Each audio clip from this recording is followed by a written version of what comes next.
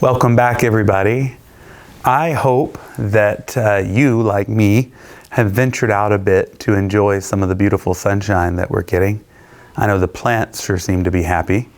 We have a number of them in our backyard, and I haven't had to touch them. They've just had a delightful life all on their own as a result of some of this weather that we've had. And I also hope that if you weren't able to be present with us this last Sunday, that maybe you were able to catch it online at a time that worked better for you, or perhaps you are elsewhere at this time. This last Sunday, I took an opportunity to, I wouldn't say play with, but experiment with a passage that on first hearing seems a bit odd. And what I mean is the passage that David Wardlaw read from Paul's letter to the church in Rome comes across a bit redundant. There are lots of greetings and very little else. Now, one of the important things that does occur in this passage is that Paul names the workers of the church, men and women alike. And naming them gives them honor, credit, recognition. Paul is not doing this just strategically, but is attempting to model what it means to honor a person's service, time, energy, effort, whatever they've given to the building of the community.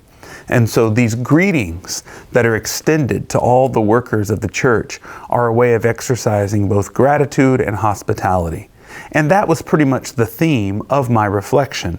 Now, in that reflection, of course, I combined Paul's expansion of hospitality and gratitude with Jesus's parable about bread and yeast and how it's necessary to have that yeast working in the dough in order for the bread to rise and become tasty. And the process by which that bread rises and becomes tasty, like the bread we want and crave, is fermentation. So what does fermentation have to do with building community? Well, the title of my sermon, Filial Fermentation, I hope begins to hint at that. Filial love in that Greek world and society means a bond of affection between friends, cousins, siblings, right? It's a bond that is different than perhaps a parental bond, different than a family bond strictly, different than an erotic bond or even an agapic bond, though agape love is always present within these passages.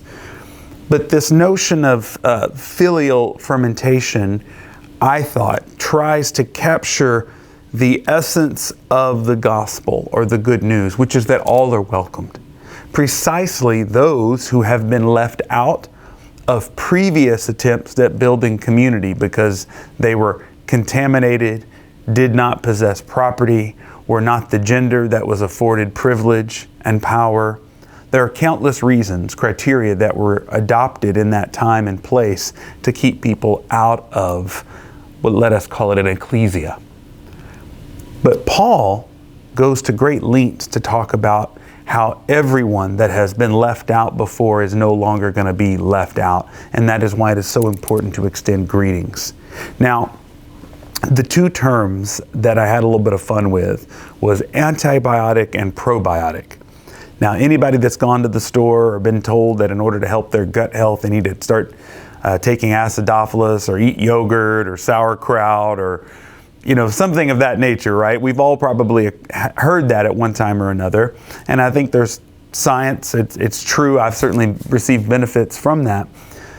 But extended metaphorically, we know that this process of fermentation, this addition of an outside agent, something that does not, let us say, find itself there to begin with, in order for the bread to become bread or the dough to become bread, you have to introduce something additional.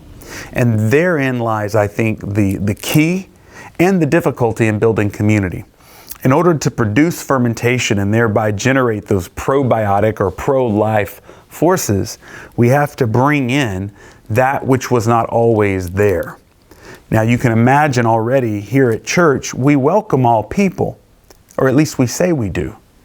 And I hope that my reflection gave us a few things to consider, let us say, in terms of how we welcome, what we do to welcome, and what it means to welcome.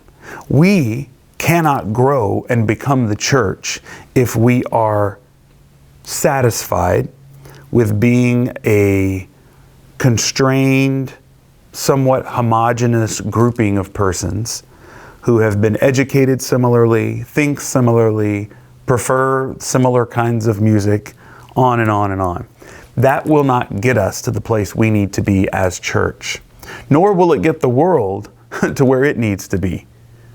We look around, we see the news, there are all these little factions and fault lines and polarizations that occur. Little in-groups and siloed communities that refuse to engage and interact with anybody outside of their circles. We as church are called to extend ourselves beyond what we know or recognize, beyond what we feel comfortable with. We are constantly being exhorted to extend outward and to seek justice for those who are often left out or excluded from discourse, from the practices and policies of our world. So I believe that that is the takeaway from these passages. Yes, it might come across a bit odd, but Paul is actually modeling what it means to be hospitable, which in itself is grounded in deep gratitude for Paul himself being brought out of that constrained, sort of siloed way of thinking. We remember in Paul's conversions, he goes from thinking he's got the right answer and all these other people are wrong, to having his mind expanded, to having his heart opened up and his life transformed. We too are being called into that conversion process, not just as individuals, but as a community. I chose to call that conversion process fermentation.